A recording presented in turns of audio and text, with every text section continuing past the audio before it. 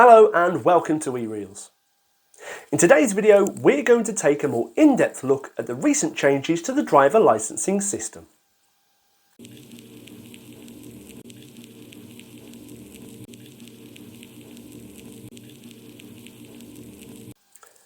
The rules surrounding vocational licences, categories of entitlements and the driving test itself have altered a number of times over the years. However, as transport managers, we are expected to know what the current rules are and, more importantly, be able to give the correct information to those who are looking to acquire their first vocational licence or to upgrade their entitlements. Back in November 2021, two major changes were brought in by the government regarding what people were allowed to learn to drive and take their driving test in, and how the driving test works. Before we look at the first major change, it would be useful to recap on the situation prior to November. Anyone who wanted to acquire vocational entitlements would have to do so through a process of staging. This meant that if a driver wanted to drive a CE vehicle, which is an articulated combination, they would have needed to take and pass their test in a Category C rigid vehicle first. A similar situation applied to bus and coach vocational entitlements, in that anyone who wanted a Category DE entitlement, which is a bus or coach towing a trailer, they needed to take and pass their Category D test first. Now, there is no longer the need to go through the staging process. If a driver wants their Category CE entitlement, they can learn and take their test in a Category CE vehicle without needing to pass a test in a Category C vehicle first. In fact, a person can apply for a provisional Category CE entitlement even if they only hold their Category B, which is car entitlement. If a driver does not want to drive anything larger, it is still possible for them to learn and take their test in a Category C vehicle.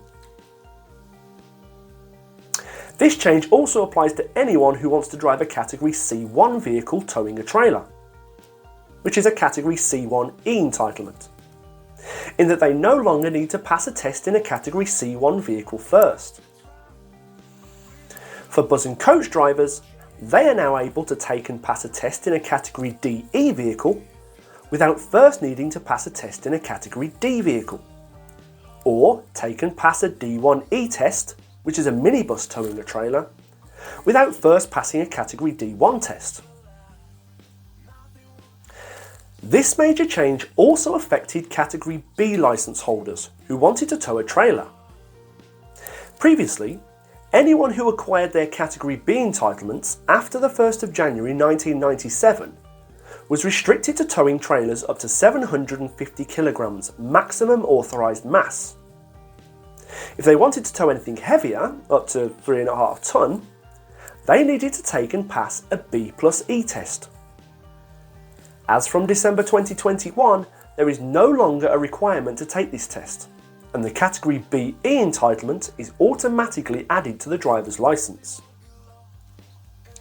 Despite the removal of the test, it is still recommended that anyone who wants to tow a heavier trailer receives training from a driving instructor.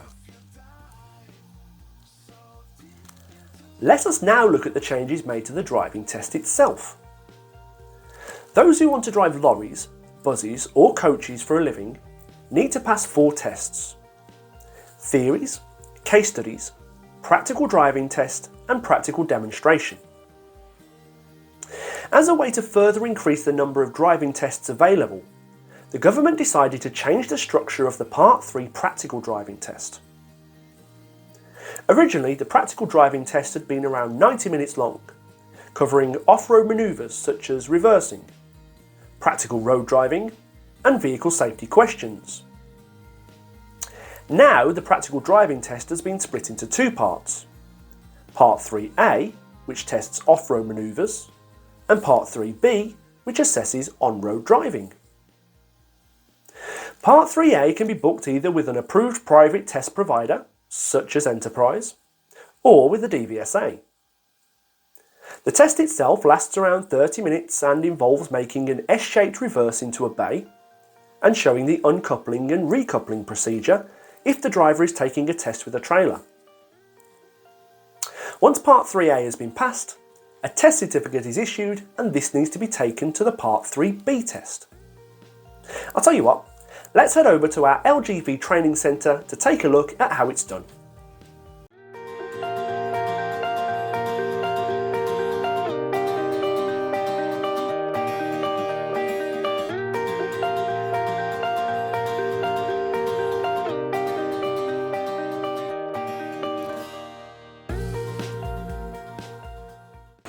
So here we are in Ancoats, our busy LGV training centre in the heart of Manchester. Now, as we mentioned, the Part 3 driving test has now been split into two parts, Part 3A and Part 3B. Part 3A is concentrating on off-road manoeuvres, such as coupling of a trailer and reversing. As you can see behind me, what's currently being conducted is the training for the 3A part of the test. What will happen is candidates take a 3.5 hour lesson, and after that a short break and then their test. Once that test has been conducted and the candidate has passed, they will use that certificate to then be able to take their Part 3B test.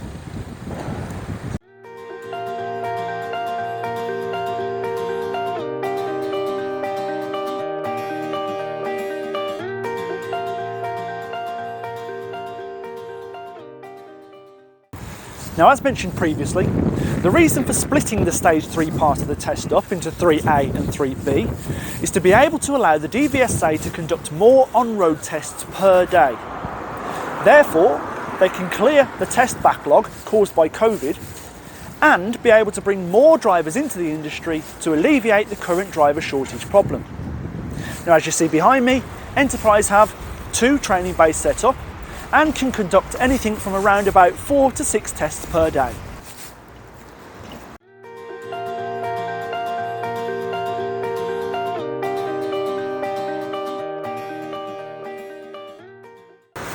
So what do you think of the new training procedures?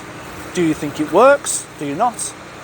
Do you think it helps towards alleviating the driver shortage problem? Or does it just cause us a problem?